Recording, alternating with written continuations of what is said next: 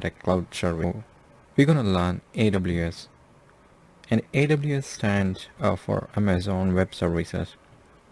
It's just cloud web hosting platform which offers flexible, reliable, scalable, easy to use, and cost effective solutions. In other words, I can say AWS is nothing but a cloud service provider, which is basically provided by Amazon.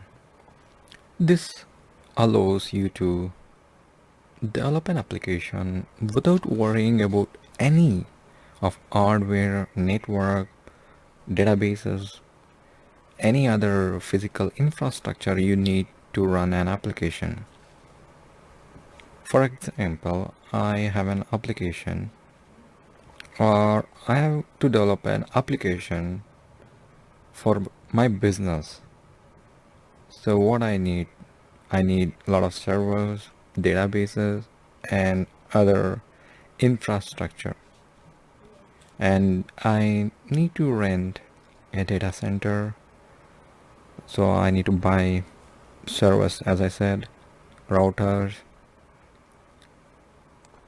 and other stuff to just get started. This is kind of pain and big hurdle for startups or anyone who wants to set up their application. Without servers, database, network, routers, all this, you can't do anything. You can't host it anywhere. To solve this problem, AWS come up with a solution where you can rent their infrastructure and servers with minimal cost.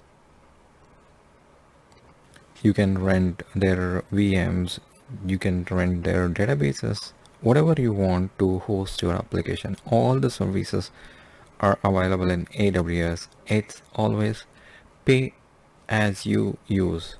So whatever you use, just pay for it. So Amazon Web Service or AWS allow you to rent their infrastructure for your business needs. Suppose I want to set up my own data center or a server. So I need 10 servers, 10 databases, or any n number of servers or n number of databases. I may end up using one or two out of all that. So it's just waste of money. I just buy like 10 or 5, whatever. I use one or two, and other rest of them are like waste of money. We spend like millions of dollars on that, which basically lost to the company. So what Amazon does is you just rent as many servers you want and use them. You don't have to like buy in mass. You just buy as you need and pay for it as you use. And if you want extra server, you just scale up. It's pretty quick. You don't have to order for a server and wait for days. It just go to the AWS port management console and buy a server right up front and start using them. And I don't have to like have my admins like database admins, network admins, storage guys. We don't need anymore. So Amazon does it for us in the back. So we just have to rent whatever the service we need and pay as we use them. This whole thing happens in the cloud. That's why it's called cloud computing. So we use all the services in the cloud. We don't know where our data sent. We do know which region, but data centers, everything, all that is maintained on the cloud. So we don't have to worry about them. So by using cloud computing, we can share storage resources or computing rather than building them, operating them, and improving infrastructure by our own. By using cloud computing, you can automatically scale up down the resources, and you can access any resource on the network, or you can allow anyone to use your resources. As I said, a cloud service enables pay-as-you-go model, where customers are charged based on what we use and the resource we use. There are like different types of clouds.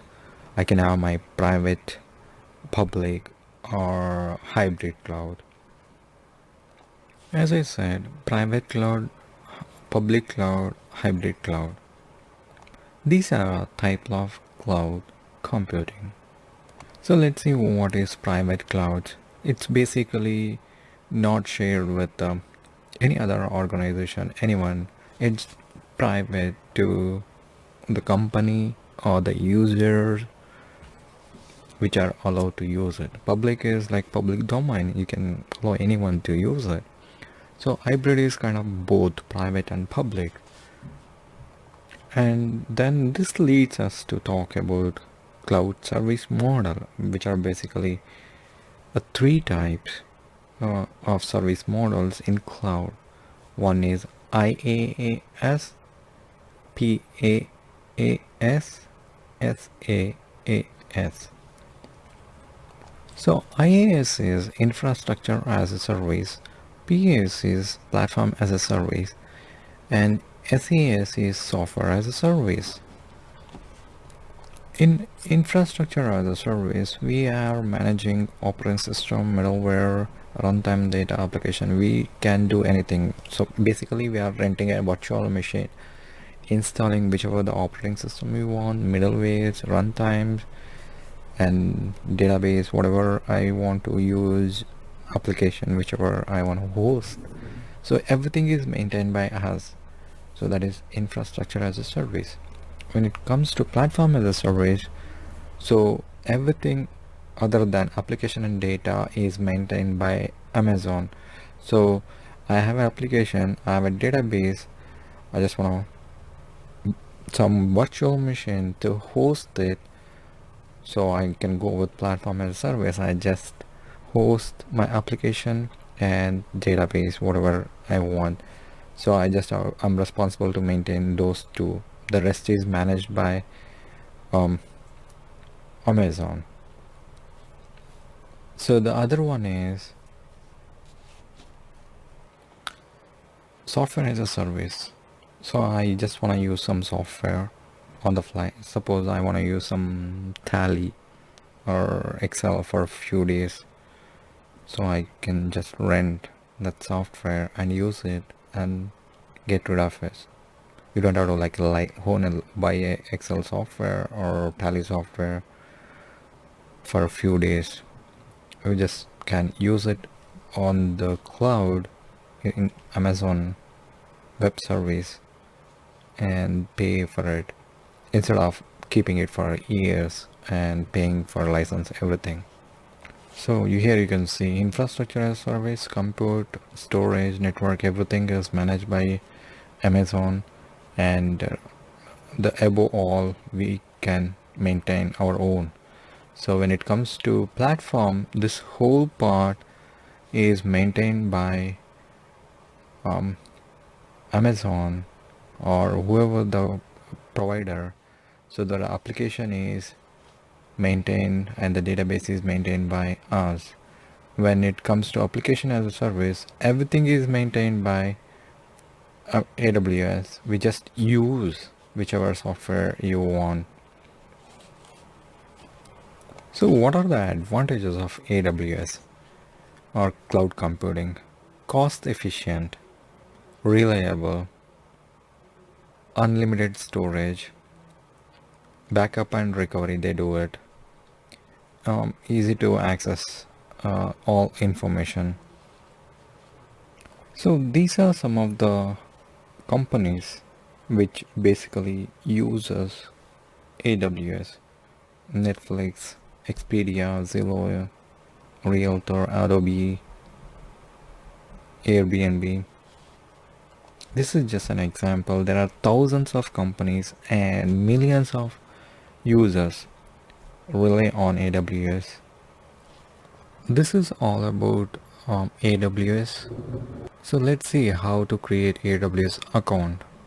So we can go here and click create AWS account.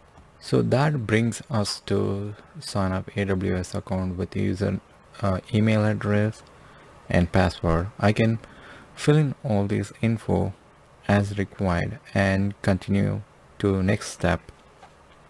So the next screen, step 2, you pick whichever the account plan you want. I personal use, and I fill up all this information and accept the terms and click with step 2. So fill in all credit card or debit card information and go to next step. In the fourth step, you need to provide your contact information and security check.